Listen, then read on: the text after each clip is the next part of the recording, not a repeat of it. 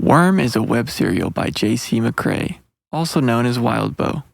You can read Worm in its original format by visiting parahumans.wordpress.com or donate to Wildbow's Patreon at patreon.com/wildbow. This story isn't intended for young or sensitive readers.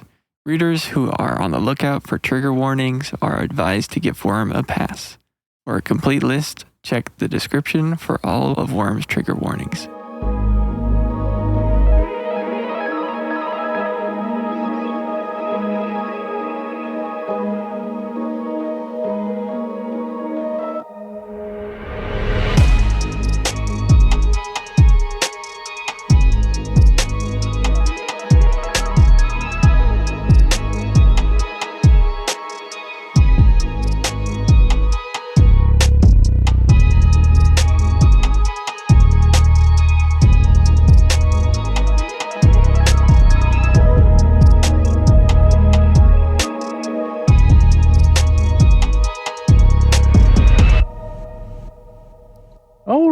Welcome back to Dissecting Worm with myself, Jacob, and Allan, as always. Hello. And Michael, as always, on the keys. I keep getting You keep trying to use Michael on the trombone. On the trombone. There we go. Of course. We're into Arc 18, making our way through Worm. And it's kind of fun. This is a kind of long arc. About eight chapters plus 5 interludes, I believe. Yeah. Was it 5? I thought it was 5. Yeah, no, it's 5 interludes. You're right. Yeah. So yeah, we got a lot to get to. It's gonna be interesting. We were chatting briefly here before we hit record. A lot of this interlude kind of works as is, which is to say, it's especially the back half of the I said interludes. The arc, not including the interludes. The back half of the arc has a lot of action, a lot of combat against Echidna. And I don't want to speak for you, but I don't think any of that really changes. Like that's the fight. You know, it's been a hot minute since I've actually read this, so I'm just going back over my notes. But I really don't see a whole lot of change ups. I do know some of the stuff that I just don't like, and some things that we need to talk about in the front half that maybe need some changing. And of course, interludes are to be expected to be thrown around and put different places. But yeah, I think we'll kind of touch on each interlude for sure and talk about where it might strategically make sense to place, if at all. Yeah, let's dive in. We'll kind of just I guess we'll kind of just go chronologically here with the arc and see where we end up. So we kick things off. This is post Travelers arc where we got all the Travelers stuff. So now we're full on into Echidna is free and the Undersiders are kind of figuring out what to do. Yeah, they're left to figure out what to do about Noelle. What is what is Noelle? What makes her dangerous? And they're essentially interrogating Dinah to calculate all this information. Which brings me to my first thing to talk about. So, all right. As we continue, we have the continual Dinah coil problem. And we've talked about trying to figure out how to keep the arc of Coil and Dinah, mostly Coil, relevant in this, given that he just kind of gets snuffed so quickly. If we started season 3, he gets 2 episodes and then is dead. That just doesn't feel right. Honestly, unless you took him to episode 5 even, with somewhat of a buildup, it just wouldn't feel right to kill Coil. So, we've discussed essentially having him captured and thrown in for serendipity. Sure. poetic justice. We'll just go with that. Poetic justice. We throw him in Dinah's old cell. That's the word I'm looking for. Yeah, there you go. Yeah. So, but keeping him we'll alive. Deal with him later. Yeah. For now. Keeping alive with the potential to be like, hey, how do we interrogate him or do whatever so that we can get, so we can take care of Noelle. That's why we're keeping him around. Essentially, what I would also propose, just as a thought experiment, Taylor says, or Dinah says, gives her the numbers. There's a 50% chance that I get to go home. And, Taylor realizes, oh, shoot, kind of that 50% is probably me. That like I either justify that we need to keep her around or we, take her home immediately. Like otherwise I won't let her go. And she chooses in the serial to take her home immediately, which feels very nice. It feels like a close off, a cap to the Coil arc, which is weird because it's the opening, to this essentially. If am I wrong? No, I think I think it's the first or second chapter. Might be the second chapter. But yeah, it's pretty early. Yeah. That's weird for like an opener to this episode if you were doing an episode here, especially given we just had the Traveler arc. Like this feels like something that should go at the end of we kill Coil, we take her home, we deal with the next problem. So either we leave it very much the same where we just end whatever episode we had Coil dead with taking Dinah home, and then maybe having Lisa call Taylor and be like, that bitch did one more thing. He let Noelle out. And she's like, is that bad? And maybe, she says something like, bad enough that he, I don't know, something bad, but we don't have Dinah here at all for any of that. Dinah is home. Dinah fucks off for a while. Or we run with the other 50%. Taylor keeps Dinah. Just for the duration of the Noelle I fight. think the duration of the fight, and we kind of play out more and more that like Dinah realizes that, this is, her chance of getting home is extra slim because Taylor is like, oh no, we just need you for one more thing to help fight Noelle. But after this, as we move forward in the story, we're going to get to a couple of things where like Taylor gets outed, they fight some bad guys and, a decent handful of bad guys from what I remember, just like back to back to back and trounce them. But then eventually Taylor flips. And I think that maybe having Dinah, I know that Dinah is integral to that, but maybe her playing a more continual part in that. I don't like the idea of having her kidnapped for a long time because that just doesn't fit the character. But I think at least having her for the Noelle fight until we're done here and then turning her over maybe is, I think, a better conclusion to this. Yeah, it's definitely tricky. I definitely agree that splitting up, keeping things as written chronologically is a bit off because you have the killing of Coil, Noelle is released. Everyone's like, oh shit, what do we do? Well, hold on, let's take a minute and get Dinah home. Like, let's just break for a sec. Like, it doesn't, pacing wise, that would not work too well, especially talking about like beginnings and ends of episodes. Yeah.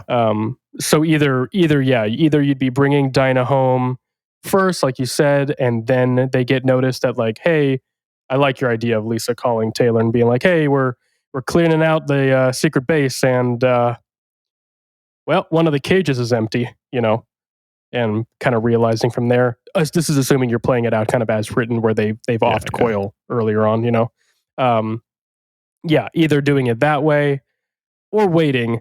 And I think at the end of the day, it boils down to whether or not we want to keep Coil Coyle's death until after Noel or not, which I know we've kind of talked about doing it that way. I have been kind of flipping on that back and forth. Yeah. And maybe this will make more sense when we get to the end of the Noel arc, which I believe is 19, so next arc, and kind of putting the feelers out to how that's going to wrap up. Yeah. But the more I've thought about it, the reason I don't like it when reading it is because we are just introduced to Coyle as Thomas Calvert, and it's very quick, it's very rushed. And granted, that might just be because when I pick up an arc, I have to read like 3, and I gotta set it down. But it feels very quick, and it feels like Coyle's character comes and goes very, very quickly. But if we are, as we have talked about, sort of restructured Coyle's character a bit so that Thomas Calvert's been more of a character earlier, the reveal is as a bit more backing to it. It's not as out of the blue as it is when you're reading it. Yeah, I have an idea for this. Okay, because we've pushed and pulled the timeline of Coyle and his reveals, because multiple ones. Number one of him being revealed to be the employer for the Undersiders, and then number 2 revealed to be Thomas Calvert, the PRT director who never was. What if we just nixed the Undersiders finding out about Thomas Calvert, and we had our ward detective boy, Weld, be the one to put the pieces together? Yeah. It takes it away where the reveal to them is, oh my gosh, they finally find out who Coyle is at the the beginning of the Slaughterhouse 9 arc, I think, is when we put it. I think it's later than that, but it's or is it at the end? I'd have to go back and remember. Look. Yeah. I think it's after. I don't think it's the beginning of the Slaughterhouse 9 arc. I thought it was the beginning. It might be during it.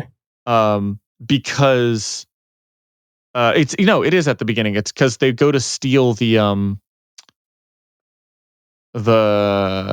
secret files from the PRT. They use the whole them pretend they take over Sophia. They pretend to be, and they steal the PRT files, which the PRT files are on the Slaughterhouse 9. That is what they are stealing.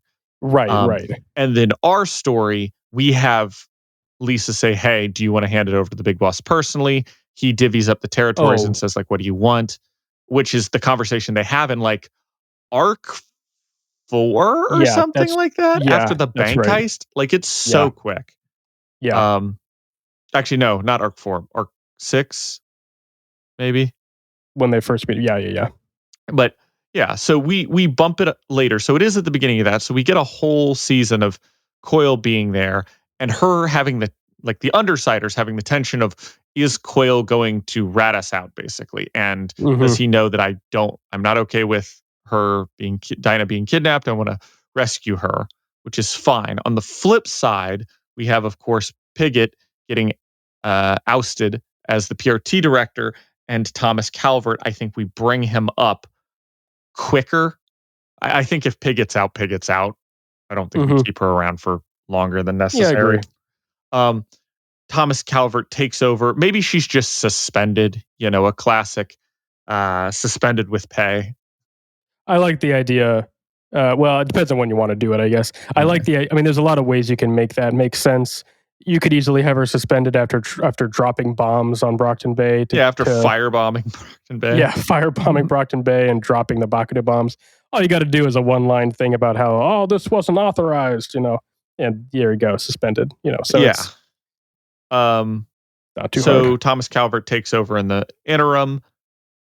He was deputy. He's still technically deputy director, but he's acting, director for the time being.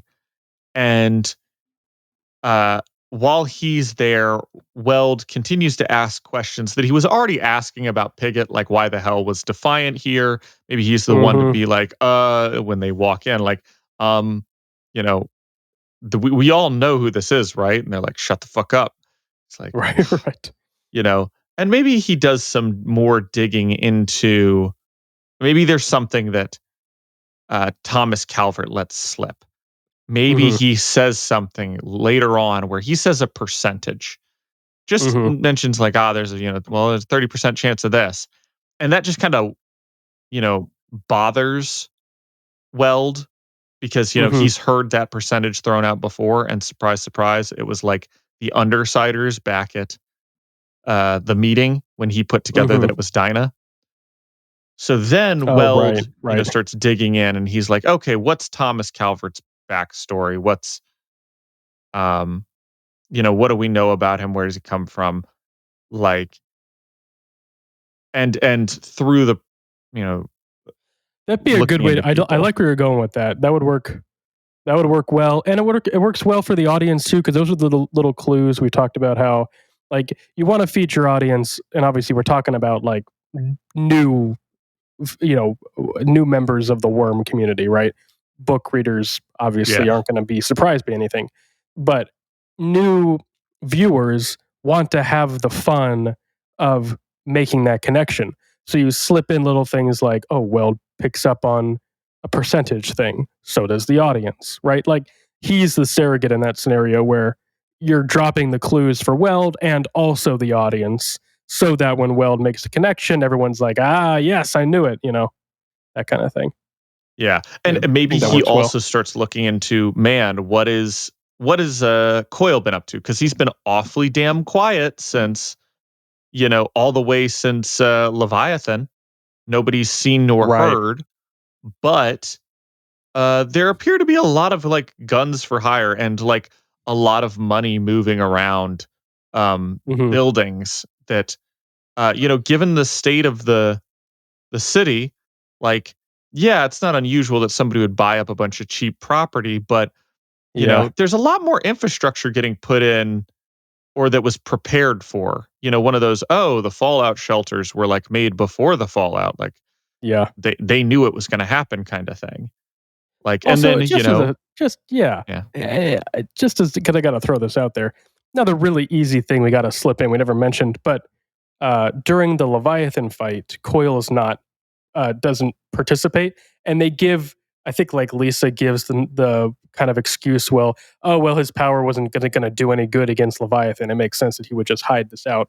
But we should totally show Thomas Calvert with the PRT, doing calculate, whatever, just working on stuff in an office, like cut to that at some point. Again, we're not making any assumptions at that point, but just another visual cue that like, oh, well, Coyle wasn't fighting Leviathan because he was Thomas Calvert in that moment. Uh, so just little things like that are going to be really easy to slip in so that people can go back and be like, oh yeah, you never saw Thomas Calvert and Coyle in the same room together, that kind of thing. Kind of interesting. Yeah. I like this, playing up, eventually him going to like a building and seeing like, man, there's a lot of military looking guys hanging around here. That's odd. They Mm-hmm. have a lot of supplies, like Mm-hmm. weird. And eventually putting two and two together. Especially if Yeah. we do a whole like, wow, that looks like old PRT gear almost. Like, Yeah. and Yeah. Thomas Calvert, classic like, we're selling off all of our old equipment from the PRT. Yeah. Except, he could have been doing that with equipment that's been in for a year or like just got there and immediately sells it off, Yeah. covers it up. Um, so yeah, I think doing that, that was my big thing. I think a lot of this whole season specifically should be uh, Taylor dealing with herself, if that Mm-hmm. makes sense. Um, and I think this episode or this arc really and the next arc will really show it off. We have Taylor having to she's pursuing her morals. She comes to the boundary where like that's definitely going to fuck you up. We know it's going to fuck you up. and it does ultimately fuck her up with Coil. And then she, you know, I think it would be interesting to play with the fact that like she ends Coil or captures him and then basically does what Coil was going to do anyway. Like very much just does the Coil stuff, but she was just upset that Coil was doing it kind of. Which is why, you know, I kind of think about the like, oh yeah, what if she hangs on to Dinah like just a little bit longer? And then, you know, she's going to have to physically deal with that when she gets eaten by Echidna and then literally has to face versions of herself. Right. I think this is a great arc, this one and the next one specifically, a great arc to depict the transition to, you know, her next stage. I know that the next set of, you know, the next, what we consider the next season would be what most people consider the transition period. I think this is actually it. I think this is what, or at least the catalyst for it. I think Taylor just needs to be confronted with enough bad decisions, Clockblocker calling her out for a while, you know, having versions of her, twisted versions of herself coming out, maybe some spouting some stuff for her to finally go, oh my gosh, I need to figure out the trajectory of my life. And then have that be the, you know, the character arc for next season. But I think having her be reluctant to give up Dinah and maybe using her a tad longer wouldn't be a terrible idea. Yeah, I'm not opposed to that. I think even if we did stick with killing Coil as written before the Noelle fights, which I'm sort of talking myself back into, but we'll come back to that. Yeah, if we do that, I don't want to do the whole death of Coil in the mayoral office thing. Like I just think it's so convoluted and bad. I think we could stage it better for sure. I don't even like if we're doing the fact that like I don't even think we need to get rid of Coil. Like I think we just have Coil be Coil. He just tries to get rid of Taylor and continues being Thomas Calvert. But like maybe he suggested that Pigott gets compromised. That way he takes over. Like that's the plan right there. He knows that if Regent is anywhere near a kidnapped Pigott, she's out. And oh no, who's next in line? Like it doesn't make as much sense for somebody to be like, oh, I'm, you know, the consultant director halfway across the country. And I knew that I would be getting put in charge of it was Brockton Bay. Like, okay, maybe there's a bunch of greased palms there to make that go well. But I think it's better if he's just, oh, I'm second in command. First command was compromised by my own doing, really. And I knew, like, of course I get bumped up. Like, that's a super simple plot. Yeah. I don't think we need to get rid of Coil in any fancy fashion. I think we just have Weld, all of that be replaced with Weld being a detective. You're talking specifically about the whole plot that Coil has to quote, like, stage his own death. Yeah. Yeah, that whole thing. Yeah, okay, I think we nix almost all of that in favor of just he tries to kill Taylor, Taylor kills him, we move on to Noelle. I'm for that. Yeah, I still don't like where it is in the season. That's my tough part. And that makes a lot of sense. I think where it is in the season could work again, provided that we do a good enough job giving Coil and Thomas Calvert enough of an arc prior to that, which you've already talked about doing, you know, just making sure that that's a character. Because if in that case, then at least you sort of have like a true shock moment where people might not be expecting it. Yeah. It feels like a season finale thing. And like, oh no, you know, that's more like, you know, what you'd expect out of like Game of Thrones or something. You know, it's like, yeah. Well, that's what I was contemplating in my head. When are other times that we have seen a mid a mid-season shocker Mm-hmm. as to a postseason. And, you know, because even Game of Thrones, the death of your boy in season 1, Sean Bean, like that Ned happens Stark. that happens at the Yeah. end. Like that is, Yeah, it does. It's like the penultimate episode. maybe there's, I forget if there's one more episode after the end of that. There or, is, yeah. He's So, killed like, in episode 9, and then yeah, there's episode 10. that's fine because it's near the end. But I'm trying to think of other shows. Now, the worst, of course, is Luke Cage, where midway through the season 1, they switch Oh, villains, gosh. and it's just awful. Does not. So we don't yeah. want to do that. But I think that might have just been a transitional issue.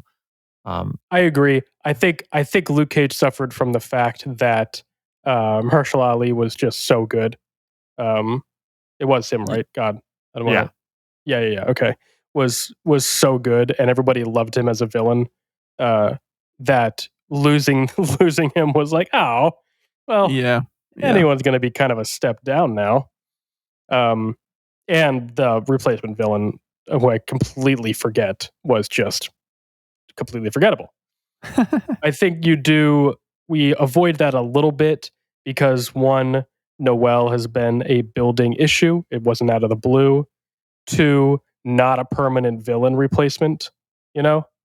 And then 3, Coyle's death is a really big character growth moment for both Taylor and the Undersiders. It's sort of like the end of a chapter. And while I do think that works better at the end of the season, and I'm still not opposed to kind of shifting it, I think you can get away with it mid-season because there's still more to this character. Like, season-wise, there's more to both Taylor and the Undersiders that I would want to explore post Coyle's death that I would not want to wait until next season to do, you know? So like you said, like Taylor wrestling with Dinah and having to deal with herself and having to deal with confronting the wards. Like there's a lot of good moments in here that I really like after Coyle's death. It just hits a bit differently. So yeah, again, I'm still kind of flip flopping on it. I think there's pros and cons either way, and probably be something we revisit, of course, after next arc when we're kind of like, how do we want to wrap up the season? You know, we'll probably come back to that again. I'm sure. I do like your idea of delaying, giving Dinah back to her family until after Noelle. Again, 1, just for pacing, it just makes sense. But 2, Taylor using that to sort of justify, like, oh, she's, she is useful. It'd be really good to have her, help her stop the end of the world. Like, again, it starts to build that dilemma that Taylor's going to carry with her through the rest of the series. Yeah, and I like the idea of sort of this weird triangle between Dinah, Lisa, and Taylor, where nobody wants Dinah to be there.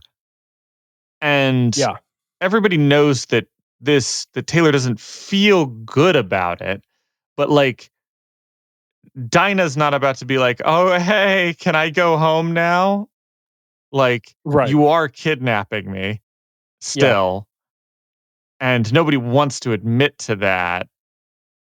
But also, like, it's some weird impasse that all 3 of them are at. Where, like, Lisa's like, you sure you want to do this? And Taylor's like, yeah, just for right now. And Lisa's like, of course, just for now. And Dinah's like, yeah, just for now. That's what they always say. Like, where everybody's kind of in on the thing where Taylor's being a villain about this, but nobody's really talking about it. And it would make for a really nice moment in the final episode where, like, if not the last thing Taylor does for the season is return Dinah. Yeah. Like, it'd be a that really moment, nice moment. Is, regardless of when Coyle dies, that moment is a finisher. You don't just have her return Dinah in the middle of a season. in the middle of a fight. Yeah, it just doesn't feel right at all. Yeah, I agree And with once that. again, for people who are going to complain about this is not a realism thing because timing wise, I mean, this is a poetics thing. Like this does not work in what I feel like you would line things up with like, oh yeah, how does this feel to just do randomly? It's like timeline wise, if I'm a real person, doing Taylor, Dinah's going right the fuck home. She's going Right. home with a little, she gets scrubbed up. She gets a little bow slapped on her head. And she gets Slap her on dropped an off on the front Uber? porch. Yeah. In a bassinet. Right away. Yeah. No, and I But, think this is what's fun. This is what's fun to talk about is when you're adapting mediums and you're moving from book or web serial to television, like you've got to account for the beginnings and ends of episodes. You've got to account for pacing and things like that. Like that's what's really fun about this whole discussion we're having is how would you restructure the story when necessary to make it flow better for a different type of audience. So if you disagree with us, let us know. We want to hear from you. If you've got another idea of how to do this, give us a call. Leave us a comment. Tell me where. Yeah, we'd love to hear from it. It's a tough one. It's a tricky little piece of the puzzle for sure. It's the trickiest piece of the puzzle, and we've been dealing it since arc 1. Like I was not arc talked 1, about but it season early 1. on. Season 1. We talked about that. Knew this was early coming. on. Knew it was going to be a problem. Yeah. So if we want to move on, move along. Do you want to skip the interludes for now and come back to them at the end and just do the chapters? Right. Okay. Let's see. I just have play up Taylor acting a little bit more like Coyle, making some more villainy decisions. Mm-hmm. Weld connecting Noel to the missing 40 people in New York. Oh yeah. Okay. I think having him, because we've kind of had him as this side character. I think having him put together, like, well, how dangerous is Noelle? She's like, well, she eats people, and he starts, doing his thing where he's like, we did have 40 people missing in New York, and the travelers were there. That would make sense because we don't know what she looks like or anything. And if she's this monstrous thing that eats people, then that totally makes sense. Yeah. So. I really like the idea because, I know I'm not alone in telling anytime I'm watching, like, especially fantasy or superheroes or, really just simple sci-fi for lack of, like popcorn flick type thing, Yeah. Whenever you're watching that kind of stuff, you always go like, if I was just there, this would be so much easier. Yeah. Because I would act and talk like a normal person and I would put together these pieces so easily. Like everyone does that, right? And it's nice to give Weld or give any character, but I like that we're giving it to Weld, that role essentially so that the audience has someone where they can go like, thank you. That's what I've been saying. Like, just ask the questions, like it's going to be nice having a character like that in the story that is very satisfying to watch figure things out. Totally. We interrupt our scheduled program to bring you a word from our sponsor, Zencastr, a one-stop shop for all your podcasting needs. When we first started this podcast, we knew we needed a service that would let us record remotely. After doing some research, Zencastr was the obvious choice. We started using Zencastr and never looked back. It's super easy to record a podcast with Zencastr. All you do is log in, invite people to join your room, and start recording a high-quality podcast right away. You can record studio quality sound and up to 4K video with your guests. You can rest easy even if you have an unstable connection, knowing Zencastr's multi-layered backups ensure you always have your recordings in the highest quality. We do all our recording in Zencastr, and when the episode is ready, we can distribute it to all major podcast platforms. Zencastr has made podcasting so much easier with its all-in-one podcasting platform and tools. Go to zencastr.com/pricing and use my code Brocktonbaybc and you'll get 30% off your first month of any Zencastr paid plan. I want you to have the same easy experiences I do for all my podcasting and content needs. It's time to share your story. That's zencastr.com/pricing and use our code BrocktonbaybC. And now back to our scheduled programming. And so we move along here to getting the wards on board and Noelle's conversation with Eidolon and the Protectorate and Tattletale. There's like a whole conversation there. It's pretty good. I do like all those conversations. Yeah, I think all my notes are after this are basically just related to the interludes. Yeah, I'm kind of going through the chapters here because again, I wouldn't really want to change any of those conversations. I like the way this fight is paced.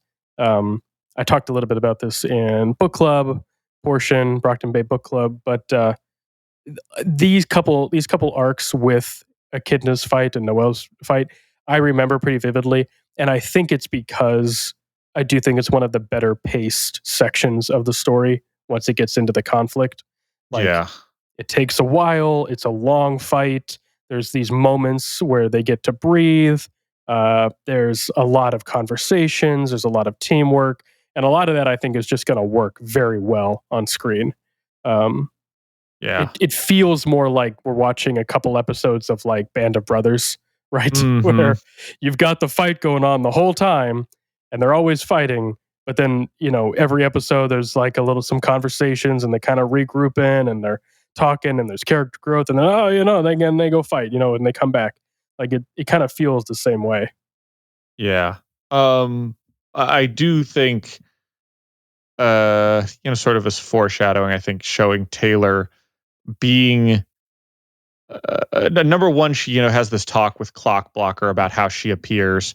And I think having her take what he said there and apply it immediately to her dealing with the Texas wards. It is the Texas wards, right?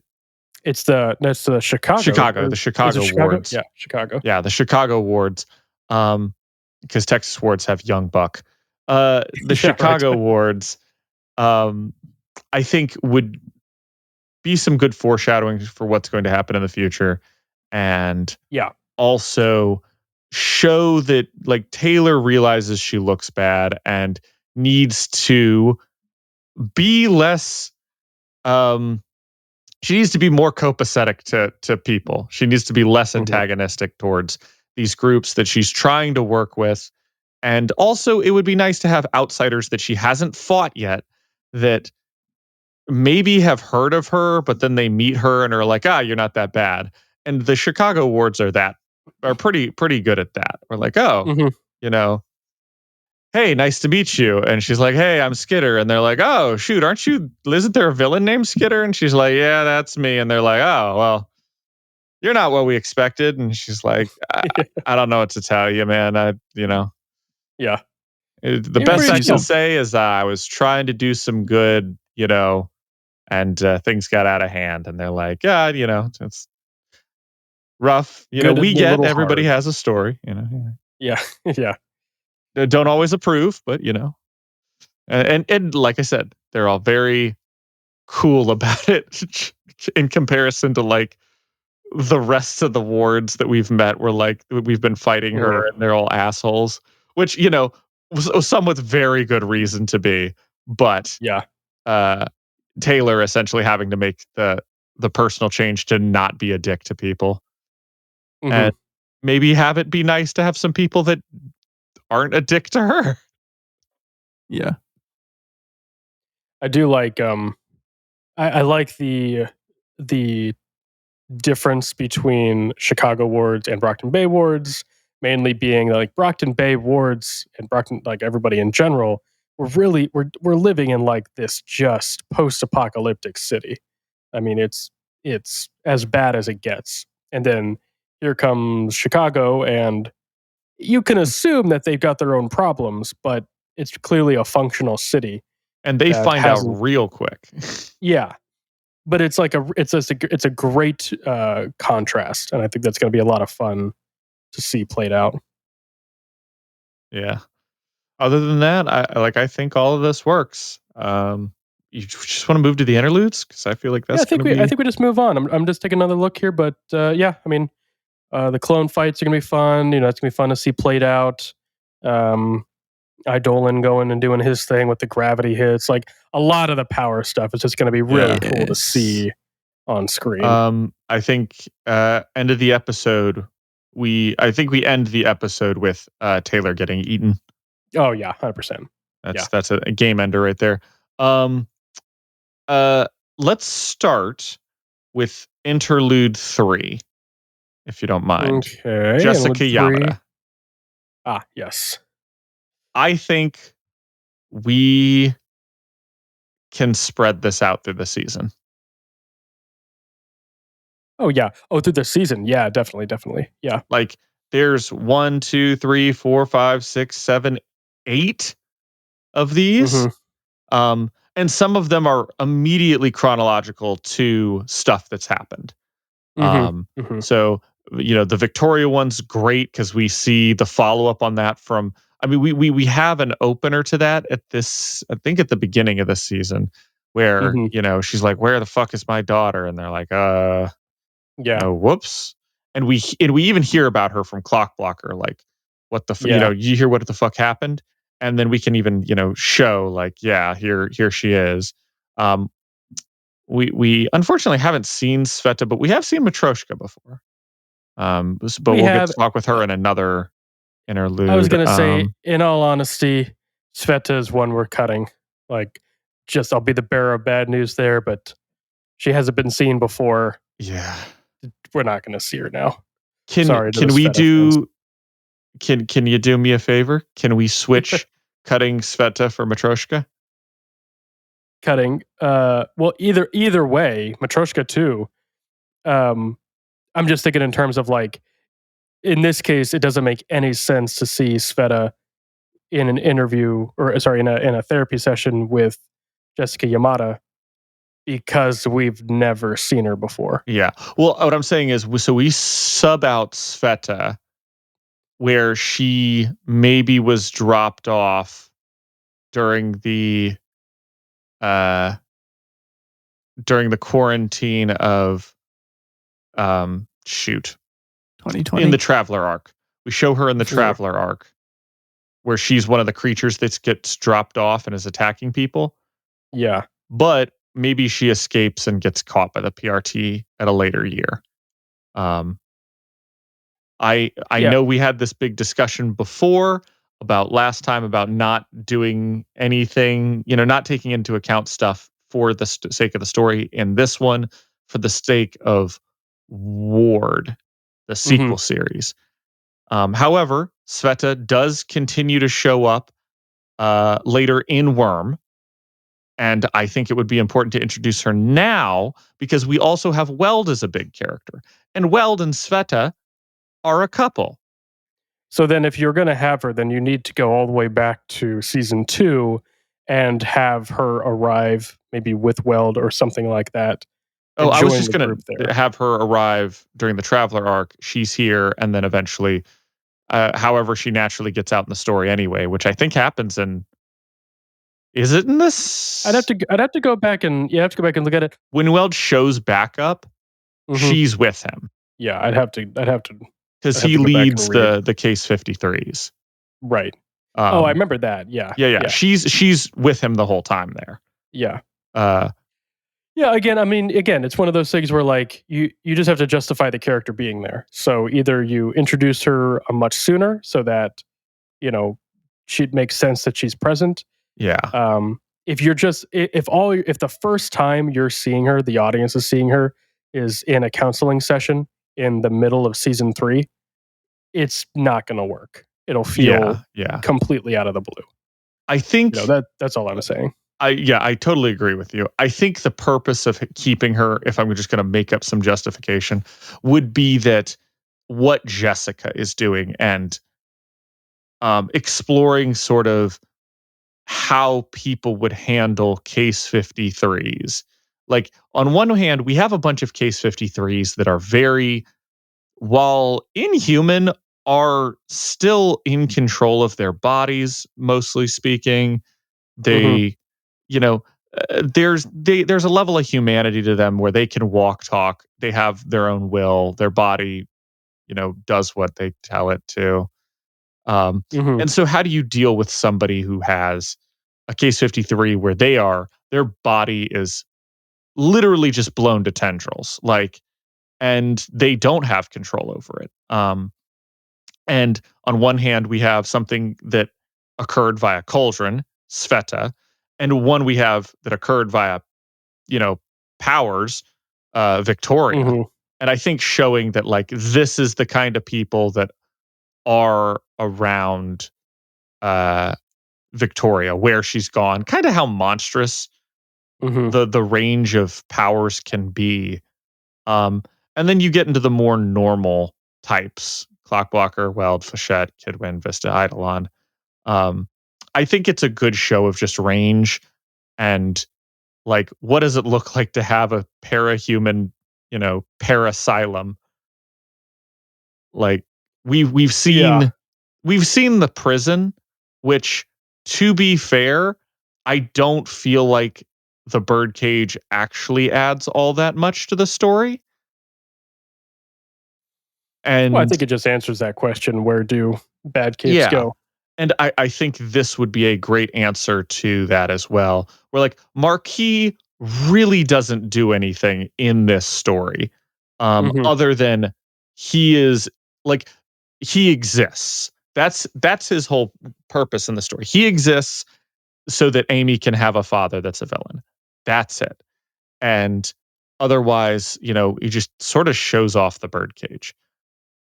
Mhm. At the same time, I think, if we're going to justify that, then the equal justification for showing off the parahuman asylum would be like, here's Sveta. She's, her and Victoria show how monstrous, what you have to do to be in the asylum, like what the world looks like for dealing with those kinds of issues. Just as, like, well, what do you do with criminals that are superheroes or superpowered? Yeah. I mean, again, I think you just have to justify it. Yeah. You just gotta figure out how to fit it in. Yeah. I Um, I think you do it as just, you could do this as your cold opener for a lot of these, except for, like, maybe arc 17.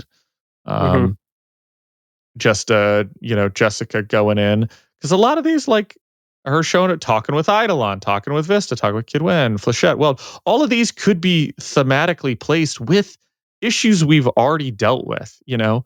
Uh, Oh, no, I like the idea of spreading that out, yeah. I like that you a lot. know, Um, so, and maybe, because I'm trying to think, I don't even think we have that many episodes that we've gone through so far. I think it's like, what, 15, 16, or just maybe it's just 16, 17, 18 so far. What have we done? For season Yeah. 3? I guess 15, 15, 16, Yeah, 17, 15 18, yeah, 15, 16, 17, 18, and which I'm sure we 19 could are cut more episodes out of, but maybe these are yeah. just like, you do two per episode so far. Um, Oh, I think and, yeah, I and think they've, in terms yeah, we haven't really talked about how many episodes per season. I yeah, think you easily can get 10 episodes out of this. yeah, Um, I think the Noel fight yeah, would take a while. That's 3 episodes probably. Um, really. I think you stretch that out a good bit. I remember when again, because again with action, it's one of those things where when reading it, it reads so much faster than seeing it. I mean, you could literally give uh, Eidolon and Echidna a 20-minute fight and not blink, and you read it in about 3 sentences. See, I was gonna say, you can also do the opposite, where I've been reading for 20 pages and that was a 5-second fight. Yeah, of course, just depends. I think in this case, I think the Echidna fight is really like there's a lot going on. You've got all of the clones they've got to fight. I'm just saying, not that you have to, but I'm saying you could easily drag this fight out a lot, especially if you want to space in, breaths and conversations and moments where they're regrouping. Like you want the fight to be meaty, for them to be tired. Um, you want that to take a while so that it's satisfying when you get to the end, especially if this is going to be our big resolution to the season and not Coil. Like you're going to want to drag it out a bit, All right, which is a good thing. I think that gives us a lot of room to work with. Yeah, and I gives think you more time we, to slip in your cold opens. Yeah. Let's see. Yeah. So we'll spread those out through the season as they become, I think, chronologically relevant. I just think we have them where, those issues crop up. Interlude 1, most powerful man in the world. I'm okay cutting this. Yeah, I probably am too. I was thinking a lot about how you could fit it in, but it's really hard to fit in without just like really messing with the pacing of the story. And it's such a random bit of world building that just is so disconnected from everything else that's happening, and importantly really has no bearing on the rest of the story in regards to Scion. Like I don't think, like, at best, we have like a 20 years ago, there's a cold open 20 years ago.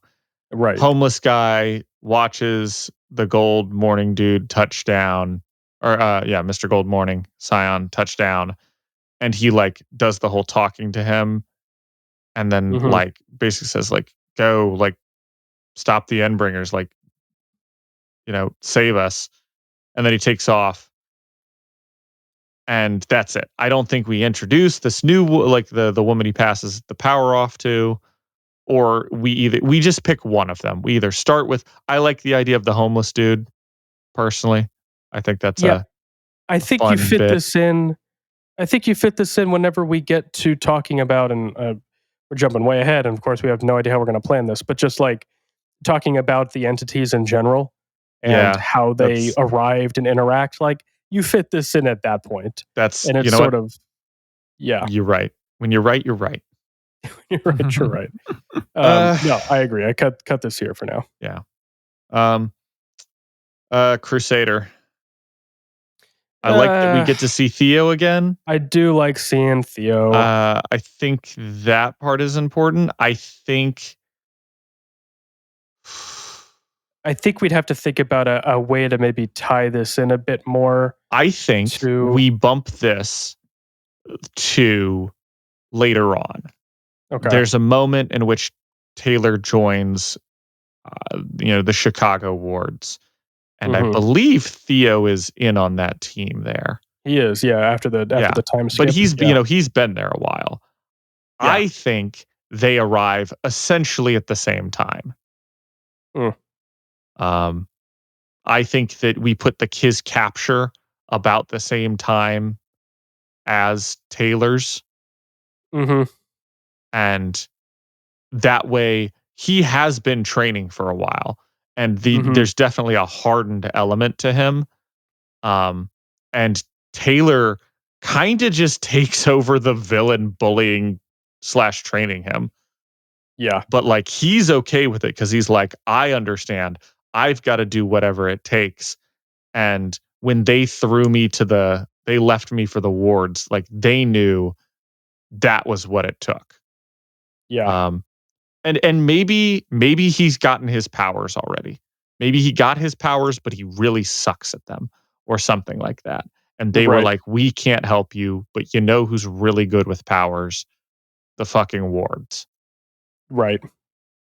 Yeah. So I'm okay bumping that as well all the way to the 20s. Yeah, we can come back to that for sure. It might be nice to see Theo in this season, at one point or so, but I'm fine kind of just putting a pin in Theo for a minute and maybe thinking about him a bit more. I mean, we could have just show Theo trying to do stuff and it's sucking. Like, it's one of those things where, like, and again, I'm spitballing here, but we've talked about, and we haven't even really talked about specifics, but we know we want to throw in a couple extra scenes with Armsmaster and Dragon, or Defiant and Dragon. We know we want to throw in a couple extra scenes with Fault Line's crew, who we're going to get to in a minute here. Like just to sort of flesh out these other arcs and plot lines that are going on, these B and C plots, right? It'd be really easy to probably tie in a bit of Theo into one of those, just again to give him some presence, so that he feels more relevant when he shows up more permanently. Just stuff like that. But yeah, I'm fine either way. Definitely kind of readjusting that interlude. And then speaking of Fault Line, I love the Fault Line interlude so much. Really fun interlude. And I think it just needs to be in this season and feels like a bit of a capstone. Like this feels like we've had a couple other scenes in the season, not a lot, 2 scenes total, 3 maybe, of Fault Line, hunting down Cauldron or something like that. Again, putting pieces together. And then we capstone with this in like the, one of the last episodes of the season. Yeah. Well, the problem with this is there's an incident that happens that requires. That's right. They got to be there, right? That requires they be there, but we could have something that this is called in earlier, I think. Yeah. And we could even say like, oh no, I've got to.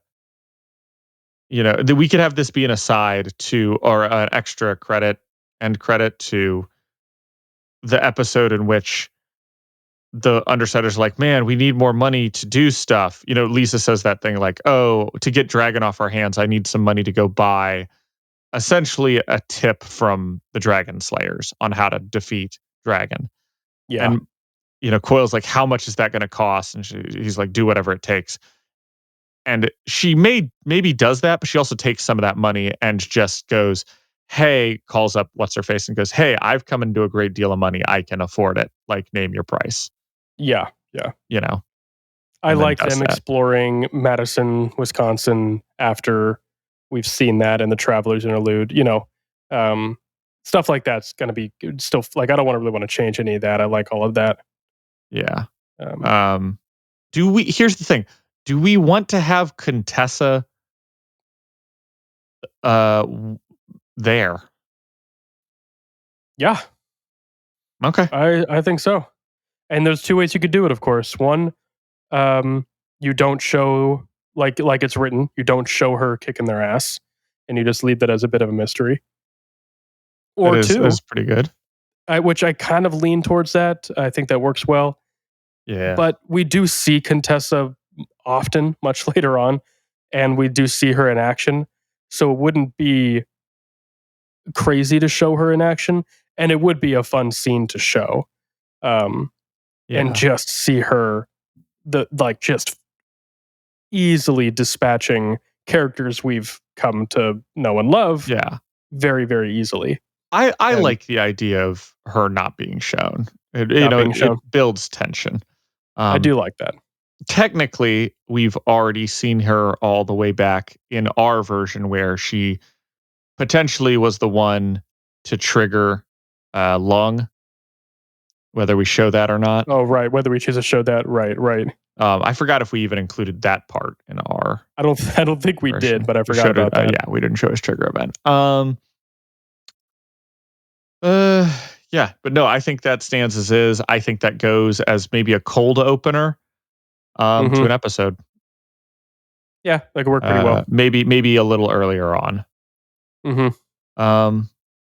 Last one, Echidna. Yeah, I mean, this is just the fight scene. We just get it from Echidna's perspective.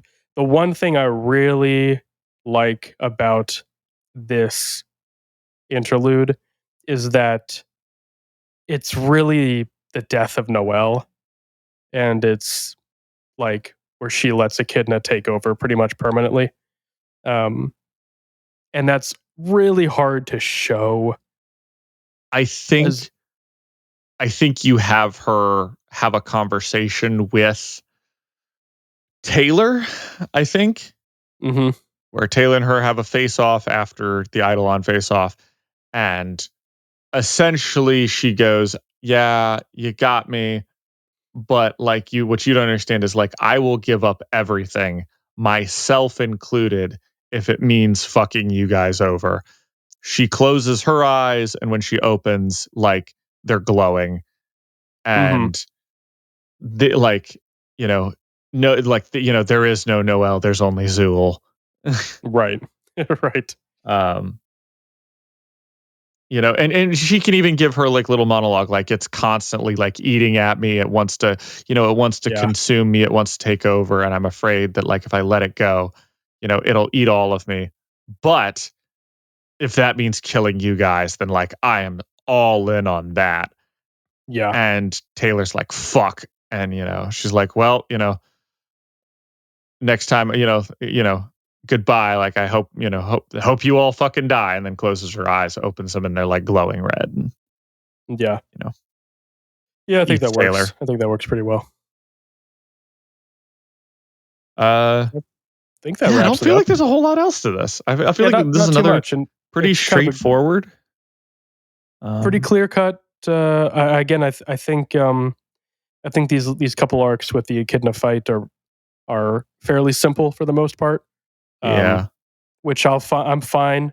That's the deep breath before the plunge, before we get to the time skip in a couple arcs. So yeah, I do think this goes to show the fact that we have done, I would say, an arguably a way less editing than we did before. Goes to show that for the most part, I think Wildbow's pacing and all the issues we have been feeling like we needed to fix have become more macro scale instead of micro scale. Yeah. Yeah. So I don't feel like there's like a whole lot to work out here. Yeah. No, it's nice. I feel like he's really reminiscent of the first couple arcs. Yeah, I feel like you, if thinking in just regards of like pacing, I feel like he's finally hit his stride with the Travelers, which is a literally like, I think did we say like the 50% mark? So, and I'm thinking ahead, and I feel like, once you get past Coil, I feel like a lot of it is just I think there's some slower sections that are transitional that might be a little off, but overall I think most of these arcs are probably going to be pretty like, yep, and then that happens next point. Yeah, exactly. That's a good hour. I think it's solid. Well, we said it a little bit ago. We'll say it again. Where did we mess up? Let us know. How would you do things differently? How would you restructure How would you do Coil? things differently? Yeah, let us know. Give us a call. Leave us a comment. Reach out to us. We love to read all of the good feedback and ideas people have had. So keep it coming. This has been a lot of fun. Arc 19 next episode for Dissecting Worm. And of course, stick around for the Brockton Bay Book Club's reading of Arc 19 as well. Arc 19 will finish the Echidna fight, and I'm pretty sure finish season 3, hypothetical season 3 here. I think we kind of looking at that as being the dividing point there. So that'll be a lot of fun. And we'll put the bow on that. And then, of course, we'll have a season 3 wrap up as we've been doing. So stick around for that. That's going to be a lot of fun as well. Any final notes? We want to give any shout out to our Patreons? Always got to give a shout out to the Patreons. Shout out to all of our Patreons. Yes, thank you so much. We're recording this in the future, so I'm afraid if I start to name names and then there's other Patreons. We don't have to name them, but you know who you are, and we appreciate you. Reach out to us, 980-999-0438. You can leave a voicemail. Let us know your thoughts on all the many things we've said. And of course, until next time, take that, you worms. Thank you so much for listening. Read along with us at parahumans.wordpress.com. We'd love to hear your thoughts. What did you love? What did you hate? anything you think we missed, etc., as long as it's kind. If you'd like to get in touch, you can find us on Twitter, Threads, Instagram, TikTok, and Reddit at Brocktonbaybc, or click the link in the description.